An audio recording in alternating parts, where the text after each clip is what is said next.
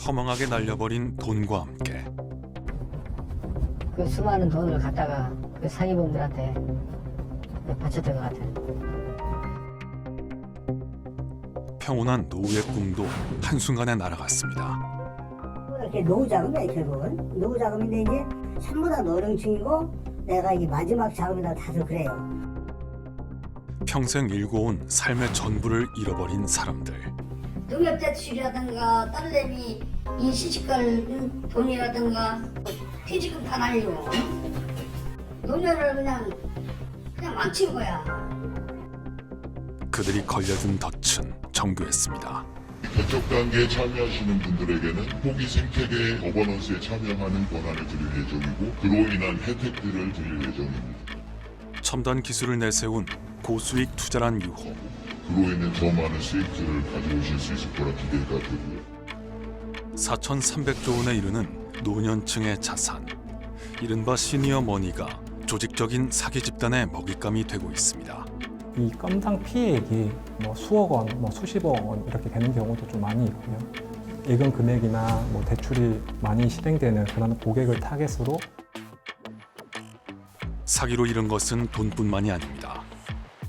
소중한 사람들에게 이 좋은 사업을 전하라고 해서 가족, 형제, 자매, 친구들까지 더 교묘하고 더 대담해진 사기 범죄의 표적이 된 노인들. 지금 사기꾼들은 말 그대로 조직을 넘어서 지능범들이에요. 그 수법은 계속 진화되고 있고요. 그들의 절박한 이야기가 지금 시작됩니다. 오늘의 팩트체커 김혜린 기자와 함께합니다.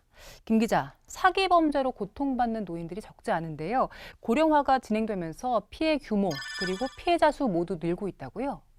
2020년까지만 해도 사기 피해는 30, 40대에 상대적으로 많았습니다. 하지만 해가 갈수록 그 흐름이 뚜렷하게 달라졌는데요. 60세 이상 피해가 매년 꾸준히 늘고 있고 2024년에는 피해자가 6만 1,582명으로 전년보다 40% 가까이 늘었습니다. 그 배경에는 고령층 자산의 급격한 증가가 엿보입니다. 국내 60대 가구주의 평균 순자산은 5억 2천만 원에 달해 가장 부유한 세대로 불릴 만큼 자산 규모가 커졌는데요.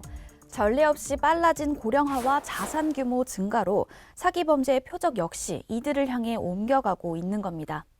한순간에 모든 것을 잃게 된 노인들은 대체 어떤 사기에 휘말리게 되는 건지 삶이 무너져 내린 고통의 모습을 들여다봤습니다. 충남 당진에서 태어나 70년 넘게 이곳에서 살아온 이춘자 씨. 이 씨가 운영하는 식당에 같은 피해를 겪은 70대 이웃 주민들이 모였습니다. 지난해 한 모집 체계 투자 제안이 이들의 노후를 뒤흔들었습니다. 아니 난 그런 거 할 생각도 안 했는데 아니 누가 어디 가자 했더니 거기 잠깐 커피 좀 한 잔 마시고 가래. 그래갖고 거기서 또 하고 막 그래. 모집책은 영국에 본사를 둔 회사라며 신뢰를 강조했고 사업은 인공지능 기술을 활용한 친환경 농업이라고 설명했습니다. 하지만 기술에 대한 홍보보다는 투자만 하면 금세 높은 이자를 받을 수 있다는 말을 앞세웠습니다. 이 씨는 처음 700만 원을 넣었고 이자로 50만 원, 약 8%에 해당하는 높은 이자를 받았습니다. 고령인지라 다른 투자에는 눈이 어두웠고 은행에서는 받을 수 없는 이자를 챙겨주자 자꾸 돈을 건네게 됐습니다. 그 팀장이 된 사람이 매일 하루에 1,몇백만 원씩 찾아가지고 찾았다고 칠판에다 다 적어놔요. 나는 이렇게 해서 얼마를 찾았다. 투자금은 자신들이 만든 특정 애플리케이션을 통해서만 입금하게 했고 이자 지급도 해당 앱을 통해서만 이루어졌습니다. 할 줄 모르니까 아이디도 생각하고 비밀번호도 다 그런가 봐 생각하고 해가지고 다 만들어주는 거야. 처음엔 정말 돈이 되는 것처럼 보였습니다. 하지만 지난해 4월 갑자기 출금이 막혔습니다. 앱으로 보냈던 투자금은 물론 그동안 들어온 이자까지 모든 돈을 잃은 겁니다. 1,600만 원 주면 저녁에 준다겠어. 네, 6시간 2시간 만에. 그거를 의심했어야 되는데. 당진 지역에서만 피해자는 300명 이상, 피해액은 80억 원을 넘습니다. 피해자는 대부분 노인이었습니다. 지금 하루하루 다 그냥 노년을 그냥 망친 거야. 경찰 조사 결과 범죄 총책 정모 씨는 캄보디아에 거점을 두고 불법 유사 수신 업체를 운영한 것으로 드러났습니다. 법원은 최근 2,200여 명에게서 2,150억 원을 가로챈 혐의로 정 씨에게 징역 25년과 추징금 137억 원을 선고했습니다. 하지만 판결 이후에도 피해 회복은 이루어지지 않고 있습니다. 돈 들어올 곳 없는 고령의 피해자들에게는 이런 현실이 더 가혹하기만 합니다. 노동도 못하지. 그렇다고 해서 자식들한테 손 벌릴 수도 없잖아. 지금 세대가. 너나 할 거 없이 다 지금 말을 못해서 그렇지 다 죽을 상이에요. 진짜 어디 가서 커피 한 잔도 못 먹어 지금. 네, 어르신들이 사기 피해를 입고 고통스러워하는 모습을 보니까 마음이 참 아픈데요. 사실 위험이 따를 수밖에 없는 투자로 보이는데 이런 제안에 선뜻 큰 돈을 맡기는 데는 나름의 이유가 있을 것 같은데요. 노후 준비가 어느 정도 돼 있다면 저축이나 연금 같은 자산을 갖고 있다는 뜻이기 때문에 범죄 대상이 되기 쉽고요. 또 반대로 노인 빈곤 문제도 원인으로 꼽힙니다. 우리나라 노인 빈곤율은 39.7%로 OECD 평균 14.8%보다 2배 이상 높습니다. 노후 준비가 충분하지 않은 상황에서 쉽게 돈을 벌 수 있다는 말은 마지막 기회처럼 들릴 수밖에 없습니다. 이런 범죄가 반복되다 보면 줄어들 법도 한데 현실은 그렇지가 않은 것 같네요. 네, 오히려 한 번 사기 피해를 입은 어르신을 상대로 또 다른 사기를 시도하는 사례도 확인됐습니다. 제작진이 그 현장을 직접 찾아가 봤습니다. 뉴스 보도를 가장한 유튜브 동영상입니다. AIX는 2025년 4월 9일 글로벌 자본 시장에 공식적으로 진입했다. 인공지능을 기반으로 한 핀테크 기업이 나스닥에 상장됐다고 알립니다. 이들은 고도로 발달된 로봇을 활용한 자동화 시스템이 금융 거래를 통해 수익을 낸다며 높은 이자를 약속하고 투자자를 끌어모았습니다. 70살 김용환 씨는 하루 0.9%의 이자를 준다는 말에 1억 5천만 원을 건넸습니다. 어마어마한 로봇이니까 여러분들은 믿어도 된다. 그런 식으로 계속 얘기를 하고 이게 이제 분위기상 다른 사람 다 가는데 내가 혼자 안 가면 나만 바보 되는 거거든요. 그래서 그냥 따라갔다. 하지만 3개월 뒤 업체는 홍콩 증시 상장을 추진 중이라는 이유를 들며 난데없이 출금을 막았습니다. 이자는 물론 원금조차 돌려받지 못한 피해자들이 속출했습니다. 이들은 이름이 유사한 나스닥 상장 기업을 마치 자신들의 회사인 것처럼 내세워 홍보해왔던 것으로 드러났습니다. 25년도 10월 달에 미국 쪽에 관련된 사람이 있어가지고 정말로 미국 재무성에 등록이 돼 있고 그 관련된 사항이 입증이 되느냐라고 했더니 전혀 안 되는 거예요. 다단계 금융 사기, 이른바 폰지 사기가 유력한 상황. 투자자 모집을 위한 설명회가 열렸던 사무실에 찾아가 봤습니다. 회사 이름만 바꾼 채 비슷한 방식의 투자 모집이 이어지고 있었습니다. 들어온 지 꽤 돼 있는 곳이죠. 하지만 사무실에 있던 상담사는 기존에 있던 회사는 사라졌다며 대뜸 이름도 생소한 가상화폐 거래소 애플리케이션 설치를 권했습니다. 여기 회사는 그 회사 없어졌어. 다른 회사 있어. 지금 이 사업을 하는 회사 이름이 뭐예요? 이 회사 이름이 거래소라고. 거래소? 네. 상담사는 피해금의 절반가량을 회복할 수 있다며 추가 투자를 유도했습니다. 그러니까 회사가 많잖아. 근데 이게 어떻게 해야 되냐니까는 반 이렇게 부담되니까 손해보상은 여기서 해지해라. 그래가지고 하지만 이 가상자산 거래소는 금융당국에 등록되지 않은 곳이었습니다. 그러던 중 상담사는 본인도 비슷한 피해를 입은 적이 있다는 말을 넌지시 던집니다. 나도 이거 없으면 못 있다 보니 한번 추천해 안 하고 해라 해도 나도 미분이 하고 돈도 찾아보고 와서 살려는 거 해보니까 나도 가보겠더라고. 또 다른 사기 가능성을 의심하게 하는 대목. 고도의 수법을 파악하기 어려운 노인들의 피해는 쌓여만 가고 있습니다. 그리고 그걸 토대로 해서 다른 거를 주겠다라고 해서 또 뭐 다른 코인 같은 거 뭐 이상한 걸 갖다 놓고 이걸 해라. 그것도 또 100만 원, 500만 원, 1000만 원 내린다 해서 다시 그거를 받기 위해서 내는 사람들이 많이 있어요. 네, 어떻게 피해자들을 상대로 추가 사기까지 벌일 수 있을까요? 이렇게 노인들이 한번 사기를 당하고 또 2차 사기에까지 휘말리는 근본적인 이유가 있습니까? 네, 앞서 보신 인공지능이나 로봇 같은 신기술이 사기에 동원되면서 그 진위를 분별하기 어려웠다는 게 피해자들의 공통된 이야기였습니다. 그럴듯한 시스템을 딱 보여주고 각종 전문 용어를 쓰면서 의심을 차단했던 거네요. 네, 그렇습니다. 더 심각한 점은 이런 사기 구조 속에서 피해자가 자신도 모르게 가해자로 전락한다는 사실입니다. 지인을 끌어들여 수익을 나누는 다단계 방식을 취하기 때문인데요. 일선 수사관의 설명을 들어봤습니다. 그걸 돌려막기라고 하는데, 그러면은 내가 원금과 이자를 보장을 받았으니 누구의 추천으로 사람을 소개를 해주는 경우가 있어요. 그 사람을 소개를 해주게 되면은 수당을 반드시 받습니다. 그렇게 되면 그게 역할이 주어지게 되거든요. 그럼 이렇게 되면은 유사수신해서 이제 조직이 되는 경우가 있습니다. 결국 돈도 사람도 잃게 되는 사기 범죄 앞에서 노인들에게 남은 건 감당하기 힘든 상처뿐이었습니다. 사기로 무너진 건 돈만이 아닙니다. 혹한의 날씨 속 법원 앞에서 한 여성이 1인 시위를 벌입니다. 나이가 올해 이제 70이에요. 그런데 눈물 날라 그러네. 카드값 그거 갚느라고 요양보호사로 일하고 있어요.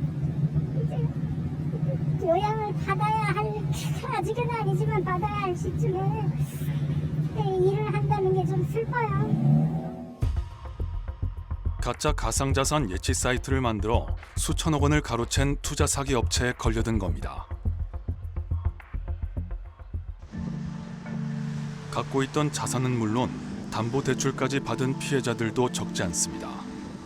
저희 회사도 담보를 잡고 있는 대로 집어넣죠. 왜냐하면은 거기다 집어넣으면은 가만히 가지고 있는 것보다는 더 많이 수익이 생긴다고 믿었기 때문에 남은 건 감당하기 힘든 빚과 하루하루를 버티는 삶뿐입니다.